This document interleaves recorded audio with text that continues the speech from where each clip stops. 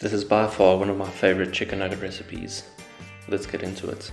We're just going to be using 500 grams of chicken mince, and then we'll be adding 1 egg onto the mince, and then we just lightly spice it with some salt, pepper, paprika, onion powder, as well as some Italian herbs. Just mix everything together. Then in another bowl, add your breadcrumbs. I add a little bit of paprika onto this, as well as some onion powder. Place your chicken mince into small little bowls and just roll them into your breadcrumbs so that they are nicely coated. Put this into your air fryer at 200 degrees Celsius for 12 minutes and they'll be ready. If you love high protein recipes, then please make sure to subscribe to our channel.